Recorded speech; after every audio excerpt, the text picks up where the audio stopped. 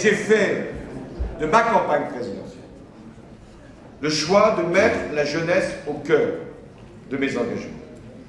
Je ne l'ai pas fait pour vous complaire ou vous plaire. Je l'ai fait parce que c'est le devoir aujourd'hui de celui ou de celle qui sera le prochain chef de l'État.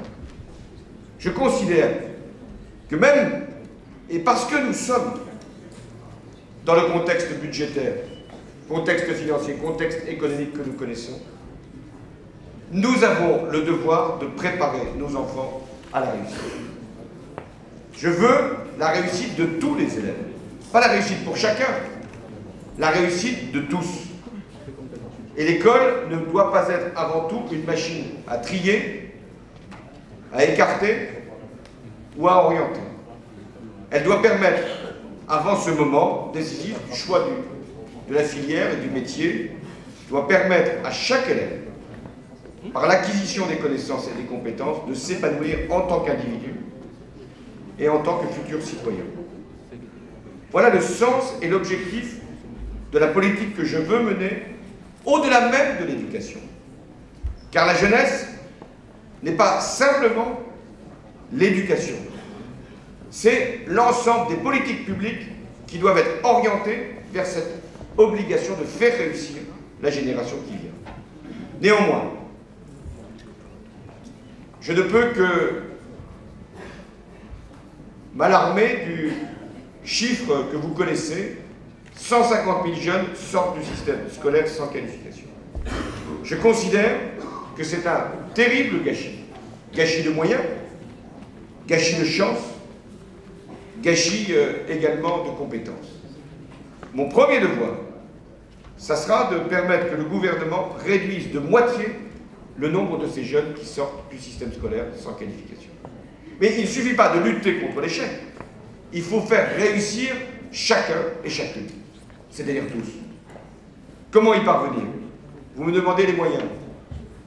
J'ai dit dans ce moment contraint, où les effectifs de la fonction publique seront stabilisés, je mettrai davantage de postes dans l'éducation nationale. Nous avons l'objectif aussi, je l'ai évoqué, d'améliorer le taux de scolarisation des moins de 3 ans. Il sera triplé. D'agir dans les zones de très grande difficulté. De relever le taux d'encadrement. Et notamment aux premières années de la vie scolaire. C'est-à-dire grande section CP, CE1. Je ne peux pas admettre qu'arrive en 6e un tiers d'une génération qui ne possède pas les savoirs fondamentaux. La réforme des rythmes scolaires sera donc une priorité. Nous articulerons mieux le temps scolaire, le temps éducatif et le temps de l'enfant. J'augmenterai le nombre de jours d'école sur l'année et le retour, comme je l'ai dit, à la semaine de 4 jours et demi. Ces réformes, elles seront aussi des réformes de contenu et d'innovation pédagogique. Et à cet égard, je rétablirai la formation initiale des enseignants.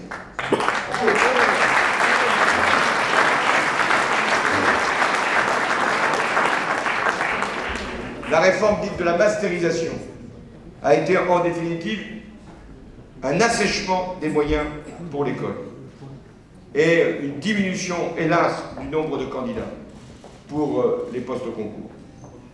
Il y aura donc une formation initiale digne de ce nom avec des écoles supérieures de professorat et de l'éducation, intégrées à l'université.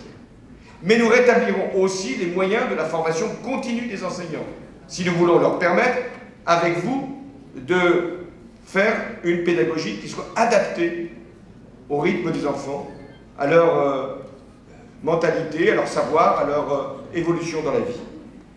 Je considère que l'enseignement professionnel lui-même devra être une priorité, une vraie filière d'excellence, et pas simplement une orientation. Ensuite, je suis venu vous dire ce que j'entendais faire sur 3 ou 4 sujets, en plus de ce que j'ai indiqué comme priorité.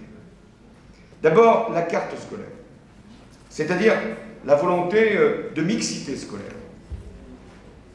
Nous reverrons le mécanisme de la carte scolaire, de façon à ce qu'il y ait sans doute un choix dans un périmètre, mais qu'il y ait surtout la possibilité pour tous les enfants d'avoir des échanges, d'avoir des chances, d'avoir des conditions qui leur permettent de réussir pleinement leur scolarité.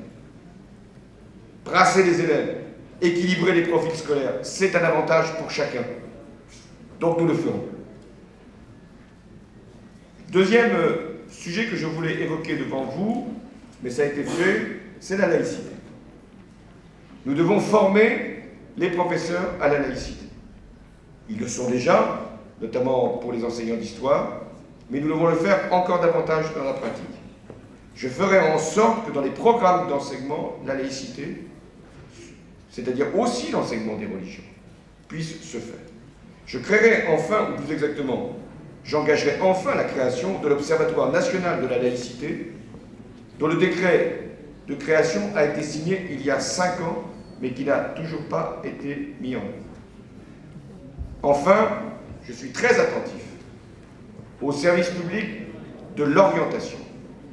C'est-à-dire, je veux que nos enfants puissent être suivis très tôt pour être accompagnés à toutes les étapes de la vie scolaire. Et que l'orientation ne vienne pas comme une sanction, mais comme une condition de réussite.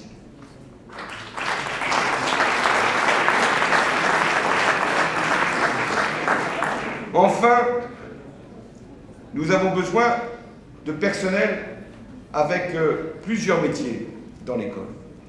Le métier d'enseignant, qui est le métier fondamental, transmettre le savoir, la connaissance. Mais aussi d'autres métiers. Métiers de surveillance, d'accompagnement. Mais également les métiers qui sont aujourd'hui menacés.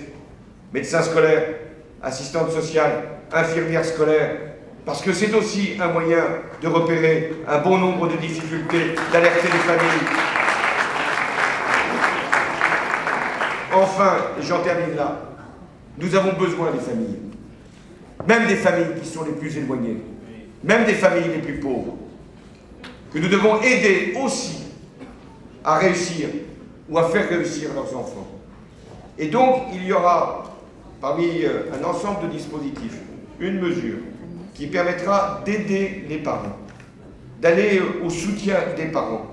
Et pour des familles dont on sait que, souvent monoparentales, la mère, il s'agit le plus souvent de la mère, ne possède pas tous les éléments de la langue française, notre devoir, c'est aussi de faire que les parents reçoivent une formation, une éducation et une forme de compréhension des enjeux du savoir pour leurs enfants. Enfin, je voulais vous dire, vous parents, vous si engagés pour la réussite de l'école. C'est une grande cause que de poursuivre la réussite éducative. C'est un grand enjeu, à travers l'élection présidentielle, de savoir quelle place nous donnons à l'école. Il y a plusieurs options qui vous sont ouvertes, ou plus exactement plusieurs choix de conception même de l'école. Jamais peut-être, dans une élection présidentielle, il y a eu, sur la question de l'école, 2 politiques si différentes. Pas une politique quantitative contre une politique qualitative, comme on nous le dit souvent. Pas simplement une politique avec moins d'enseignants d'un côté et plus d'enseignants de l'autre, d'enseignants mieux payés ou d'enseignants moins bien payés de l'autre. Non. 2 conceptions de l'école. Une conception qui considère que l'école n'est là que pour sélectionner, pour mettre en compétition, en concurrence. Et une autre conception, qui est la conception qui est celle sans doute de notre histoire, mais surtout de notre avenir. Une école de la réussite, une école de l'émancipation, une école de l'égalité, une école du suivi, de l'accompagnement, une école qui permet d'avoir à chaque fois, non pas une chance, mais 2 chances, 3 chances, autant de chances qu'il est nécessaire. Une école qui permette non seulement la réussite de l'enfant, non seulement la satisfaction de parents qui ont beaucoup donné pour que leurs enfants puissent avoir une vie meilleure qu'eux, mais aussi la condition du redressement de la France. Nous sommes dans un moment où nous interrogeons sur le destin de notre pays. Que va-t-il devenir? Est-il encore capable de prendre sa place en Europe dans la mondialisation? Faut-il baisser notre protection sociale, réduire nos coûts salariaux? Eh bien, une des réponses, peut-être même la principale, Est-ce que nous sommes capables d'élever le niveau de formation, de qualification, de connaissance, du savoir? Est-ce que nous sommes capables d'avoir une école qui va nous donner toutes les conditions pour le redressement du pays, de la maternelle jusqu'à l'université, en faisant en sorte qu'il y ait une possibilité pour chaque génération de pouvoir donner le meilleur d'elle-même? Et c'est à ces conditions-là que nous redresserons la France dans la justice et en donnant la plus belle des espérances qui soit, la réussite d'une génération qui doit vivre mieux que la nôtre.